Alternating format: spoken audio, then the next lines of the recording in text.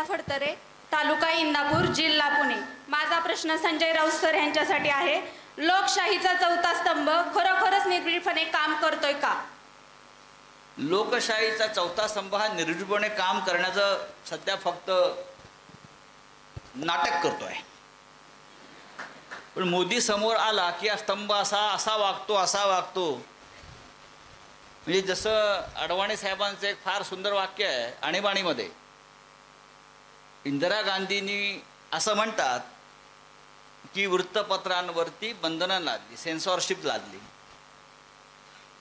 त्यात फार तथ्य नव्हतं.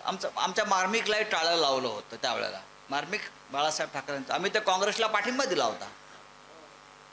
विनोबा भावे काँग्रेसचे इतके मोठे थोर नेते आहे, त्यांच्यावर पण धाडी पडल्या आणि त्यांच्याकडून निघणारे वर्ध्यातून मुखपत्र त्यांच्या आश्रमाचे तेही बंद केलं होतं. तर आपला जो प्रश्न आहे चौथ्या स्तंभाचा, की काय म्हटले ते, लोकशाहीचा चौथा स्तंभ जो आहे तो भूमिका नीटपणे पार पाडतो. हा, निर्भीडपणे. शेवटी अडवाणी असं म्हणाले तेव्हा की इंदिरा गांधींनी फक्त थोडं वाकायला सांगितलं, आपण लोटांगणं घातलीत. वृत्तपत्रांच्या बाबतीत तेव्हा त्यांचं ते स्टेटमेंट आहे आणीबाणीमध्ये. इंदिराजींनी आपल्याला वृत्तपत्रांना किंवा चौथ्या स्तंभाला थोडं वाकायला सांगितलं, पण आपण थेट लोटांगण घातलं. आताही साधारण मी असं म्हणतो की त्याच पद्धतीचं आहे. त्यातूनही अशी अनेक वृत्तपत्र आहेत, अशा अनेक लेखण्या आहेत या ठामपणे खंबीरपणे लढतायत, लिहितायत, बोलतायत, काम करतायत.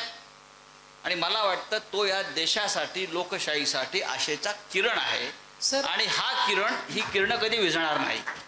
त्याला जोडून मला म्हणजे काय होतं की जेव्हा पत्रकार प्रो एस्टॅब्लिशमेंट काही लिहितात त्यावेळेला ते गोदी मीडिया असतात. जेव्हा ते अँटी एस्टॅब्लिशमेंट सांगतात तेव्हा ते चाय बिस्कुट असतात. त्यांनी कुठे जावं हा खरंच म्हणजे इधर चला मैं उधर चला असं करावं कसं होतंय. परंतु काही खरंच लोकाशयावर चालावीत इतक्या ताकदीची सुद्धा वृत्तपत्र आहेत ना. लोकशाही चॅनलमध्ये बंद पडलं सर. आणि लोकशाही पाडलं, ते बंद पाडलं. बंद कशाला पडतंय? बंद पाडलं. बघा, मी माझ्या आयुष्याची सुरुवात जी आहे ही इंडियन एक्सप्रेस वृत्तपत्रातून केली. मी लोकसत्तेत होतो, लोकसेवेचं काम केलं. आणीबाणीचा काळ आम्ही पाहिला आहे. रामनाथ गोयंका होते. रामनाथ गोयंका त्या वृत्तपत्राचे चेअरमन होते. मला अजूनही आठवतं आणि मी पाहिलेला आहे. हा जो एक सिनेमा आला होता मध्यंतरी, झुकेगा नाही, कुठला तो सिनेमा, पुष्पा.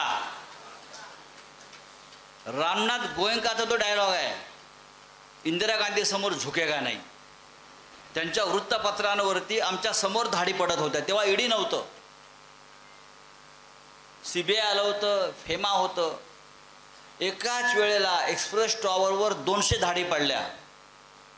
रामनाथ गोयंका म्हणाले, या वृत्तपत्राची चावी मी समुद्रात फेकेन बाजूच्या, पण मी झुकणार नाही. होते ना काही लोक असे, अनेक लोक या देशामध्ये ज्याने वृत्तपत्राच्या स्वातंत्र्यासाठी त्या वेळच्या राज्यकर्त्याविरुद्ध संघर्ष केलेला आम्ही पाहिलेला आहे. मग अशा वेळी जेव्हा लोकशाहीसारखं एखादं वृत्तपत्र अडचणीत येतं, एखादं चॅनल अडचणीत येतं जे खूप ठासून भूमिका मांडणारं आहे, त्यावेळेला वेगवेगळ्या पक्षाच्या नेत्यांनी विशेषतः त्या चॅनलसाठी, चॅनल म्हणून नाही तर लोकाभिमुख आहे म्हणून काही भूमिका घेतली पाहिजे. भूमिका कशाला घ्यायला पाहिजे? आम्ही जेव्हा बाळासाहेब ठाकरे असताना आमच्या लोकांचा काही पत्रकारांवरती हात पडला होता, बरं का. पण तेव्हा देशभरातले पत्रकार आले मुंबईत आणि शिवसेना भवनासमोर धरणं धरून बसले. आज त्यातले अनेक लोक मोठ्या मोठ्या पदांवर आहेत. वृत्तपत्रांवर हल्ला, वृत्तपत्रांवर हल्ला, वृत्तपत्र स्वातंत्र्यावर बाळासाहेब ठाकरेंच्या लोकांनी हल्ला केला. सगळे मोठे या देशातले संपादक, पत्रकार हे शिवसेना भवनासमोर तंबू टाकून दिवसभर बसले होते. मग आता लोकशाही या वृत्तवाहिनीवर ज्या प्रकारचं बंधनं आली, तो वृत्तपत्रावर हल्ला नाही. आम्हाला रोज उठून कोर्टात जावं लागतं प्रत्येक वेळेला.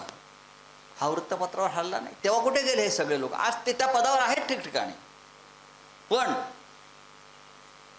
सत्ताधारी आणि पक्ष हे बघून तुमचा हल्ला ठरतो का वृत्तपत्र स्वातंत्र्यावरचा? नाही ना.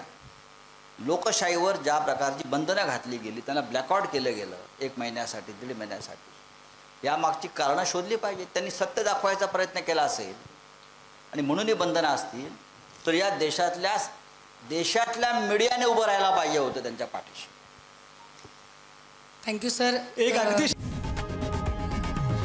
लोकशाही मराठी ऐका, पहा, जागरूक रहा.